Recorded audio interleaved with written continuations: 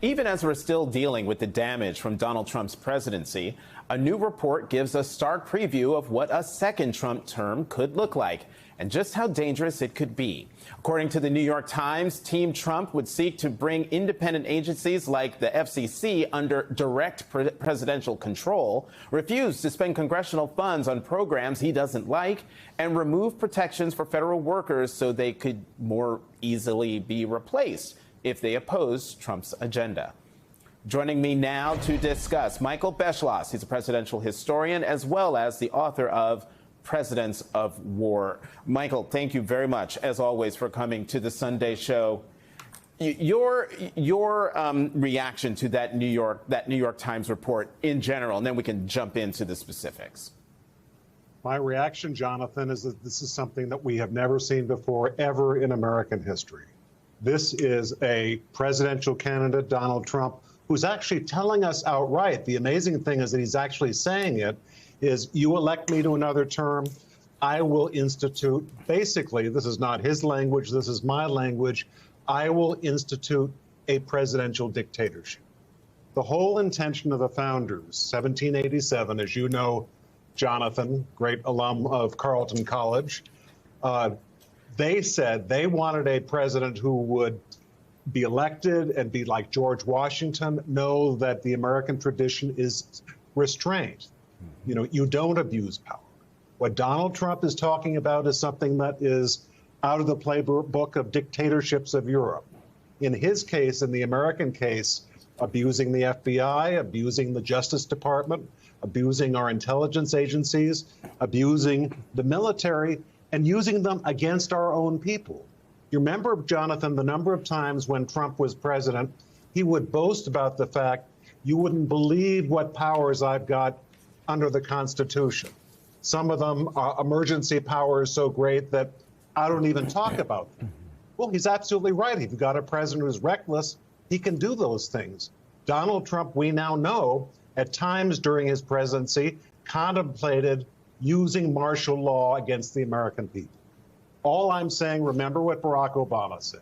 When true democracy goes away, people start getting really hurt. You know, what does it say, Michael, that given everything you just said and what the New York Times reports, that Donald Trump has significant support among the American people?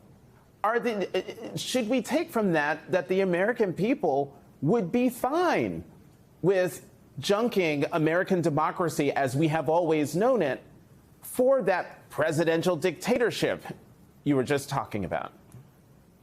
I would like to think, and I do think, Jonathan, the vast majority of Americans hate the idea of presidential dictatorship. They love democracy if they understand what is at stake here.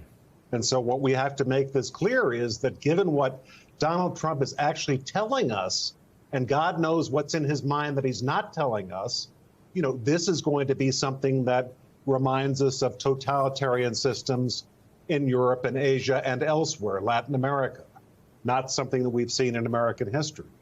So all I'm saying is, you know, he's not only telling us, but I would also ask the question, why is he telling us this now? And if you look at the history of dictatorship, one reason that people like Adolf Hitler and Benito Mussolini and others, and I'm not saying that Trump is those things, but I am saying that there are certain elements of their playbooks that he is borrowing. They made it very clear, you know, you bring them to power, they're going to maximize their power. It's to scare opponents. It's to scare people into thinking that maybe if they come to power, they might be sent to jail or their rights might be suppressed, especially minority groups in society. This is something that really is less out of American history, but out of the history of world dictatorship. Yeah, and as someone who is black and an out gay married man, you know, the prospects of what you're talking about are terrifying. One more question on this point. You know, I keep telling people, particularly Democrats, to be careful what you wish for in terms of having Donald Trump as the Republican opponent.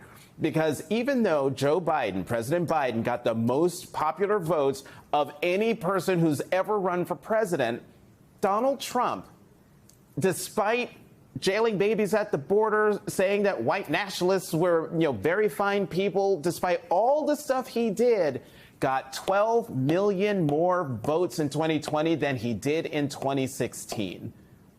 How Totally right. Expand on that. Well, and also just to show everyone what we're facing here, the statisticians say that if about 44,000 votes were changed in certain states in 2020, we would now be living under Donald Trump as president and presumably a presidential dictatorship.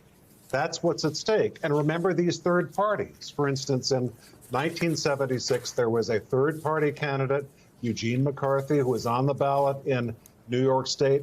Jimmy Carter, the Democratic candidate, his people finally got McCarthy off the ballot. Had McCarthy been on the ballot in New York State and continue to pull a fraction of the vote, there's a very good chance Gerald Ford would have won, just because of the presence of a third-party candidate in one state. That has happened all sorts of times in American history. Yep. 2000, 1968, other times. So all I'm saying is you've got one candidate who says, I want to be a dictator.